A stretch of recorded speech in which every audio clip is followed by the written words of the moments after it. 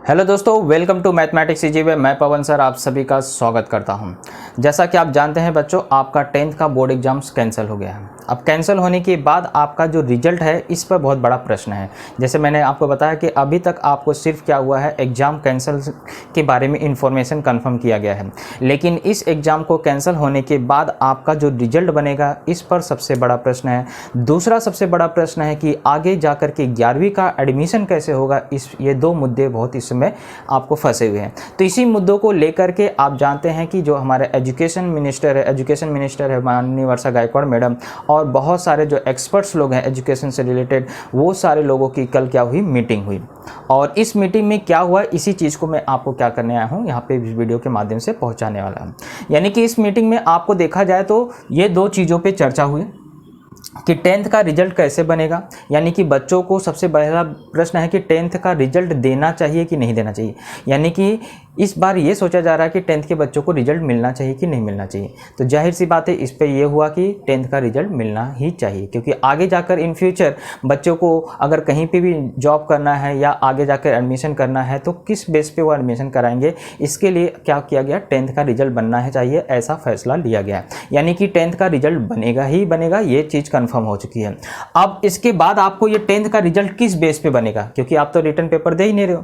तो return paper नहीं दे रहे हो तो 10th का रिजल्ट किस बेस पे बनना चाहिए, इस चीज़ का सबसे बड़ा प्रश्न है। तो इस पे क्या हुआ, बहुत सारे एक्सपर्ट लोगों ने अपने अपने सजेशंस दिए गए और उन सभी सजेशनों को क्या किया गया है, रखा गया है। वैसे देखा जाए तो वर्षा गायकवाड़ मैडम ने आपको ये ट्वीट करके भी बताया है कि अभी तक कोई फैसला नहीं हुआ है, लेकिन बहुत सारे एक्सपर्ट्स लोगों से बातचीत चल रही है। ये हमारा पहला राउंड था, इस पर बातचीत हुई है और अभी तक डिसीजन फाइनल्स नहीं हुए हैं।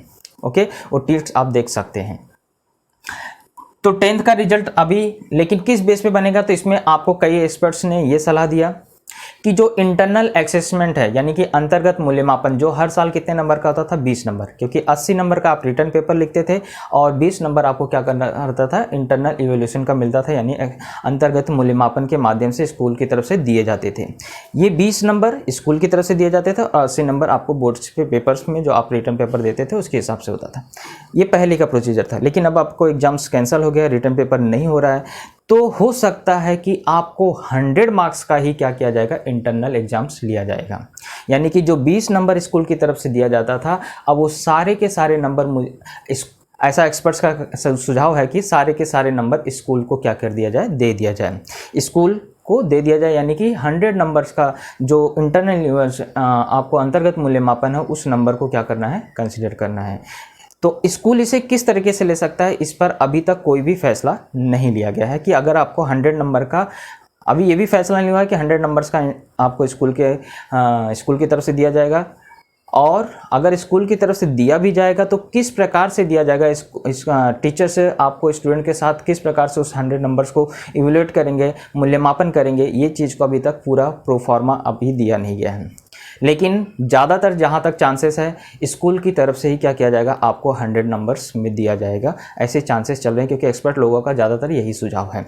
तो ये जो इंटरनल इवैल्यूएशन है, यानी कि आपको अंतर्गत मूल्यमापन के माध्यम से अगर आपको 100 नंबर दिया जाएगा, तो हर सब्जेक्ट का कोई ना कोई क्राइटेरिया होगा।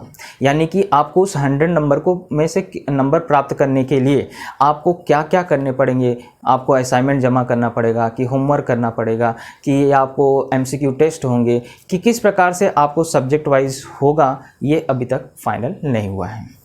ओके, तो 100 नंबर्स का पेपर कैसे होगा, वो अभी तक स्कूल की तरफ से अगर स्कूल पर दिया भी जाएगा तो उसका पूरा प्रोफार्मा स्कूल के पास आएगा और उसी तहत आपको क्या करेंगे, स्कूल्स आपके पेपर्स लेंगे, लेकिन रिजल्ट बनेगा। और दूसरी बात, यहाँ एक चीज़ ये भी फाइनल किया गया है कि किसी भी बच्चे को फेल नहीं किया जाएगा इस साल।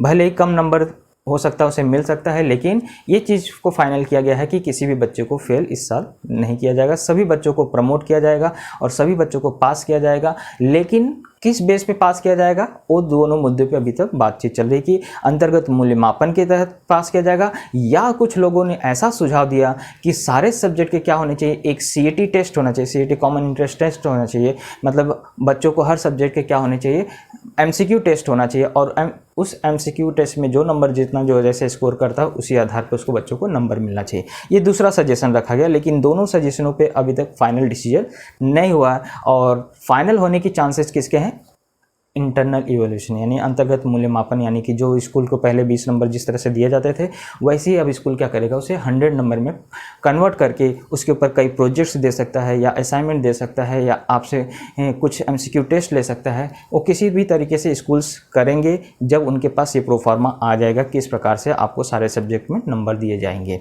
ओके, तो ये दोनों चीज़ों पर चल रही थी। आगे मान लीजिए 11th का एडमिशन कैसे होगा, ये सेकेंड पॉइंट है। इससे पहले आप जानते थे आप 250 रुपये फॉर्म 250 रुपये भर के क्या करते थे, ऑनलाइन अपना रजिस्ट्रेशन कराते थे और स्ट्रीम चुनते थे, साइंस कॉमर्स आर्ट्स, और उसके हिसाब से अपना एडमिशन कराते थे। और कॉलेज अपने रिजल्ट के हिसाब से आप क्या करते थे, अपने अपने कॉलेज 10 कॉलेज सेलेक्ट करते थे। लेकिन इस बार आप जानते हैं आपके पास रिजल्ट है नहीं, तो किस बेस पर एडमिशन होगा, इस पर भी मुद्दा अभी काफ़ी गरमाया हुआ है, यानी कि इस पर भी चर्चा चल रही है। तो 11th का एडमिशन के हो सकते हैं कि चांसेस क्या होंगे इसमें, अगर आपका 10th का रिजल्ट बन गया तो हो सकता है कि आपको कोई कॉमन इंटरेस्ट टेस्ट हो, यानी कि कॉलेज क्या होगा, एक टेस्ट रखेगा MCQ टाइप टेस्ट, और उसमें सारे सब्जेक्ट्स के क्वेश्चंस रहेंगे और उसमें जो जैसा स्कोर करेगा वो हो सकता है कॉलेज उसी के हिसाब से क्या करेगा, एडमिशन लेगा। लेकिन अभी ये दोनों ही मुद्दे अभी तक फाइनल नहीं हुए हैं और कुछ ही दिनों में इस चीज़ को क्या किया जाएगा, फाइनल कर दिया जाएगा कि किस प्रकार से बच्चों को 10वीं का रिजल्ट दिया जाएगा।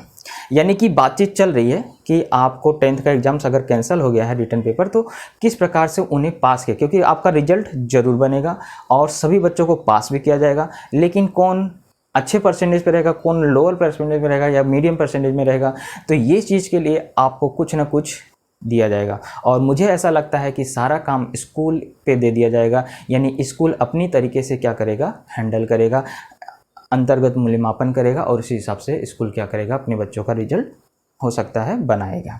ओके, इतनी सी जानकारी थी। अभी तक फिलहाल अभी कोई चीज़ फाइनल नहीं हुआ, फिर भी जो भी मेरे पास जानकारी पहुंची थी वो जानकारी मैं आप तक पहुंचा रहा हूं। अगर आपको वीडियो अच्छा लगा है तो दोस्तों ज़रूर लाइक करिएगा और अपने दोस्तों के साथ शेयर ज़रूर करिएगा, क्योंकि चांसेस 10th में रिजल्ट बनने के इसी प्रकार के हैं। दो ही चांस हो सकते हैं, या तो पूरा सब्जेक्ट का कॉमन इंटरेस्ट टेस्ट लिया जाएगा या तो स्कूल पे छोड़ दिया जाएगा कि किस वह अंतर्गत मूल्यमापन के तहत क्या करे, बच्चों को नंबर दें और उसी बेस पे आपका रिजल्ट बनेगा। यही दो मुद्दों पे क्या हो रहा है, इसमें एक्सपर्ट्स की बातचीत चल रही है और अभी डिसीजन जैसे फाइनल होगा मैं आपको अगले वीडियो में जरूर बताऊंगा। चलिए मिलते हैं अगले वीडियो में, तब तक के लिए जय हिंद। और चैनल से जुड़ने के लिए दोस्तों आपको क्या करना है मालूम है, चैनल को सब्सक्राइब कर लेना है, बेल आइकन में ऑल की बटन को जरूर प्रेस कर लेना है।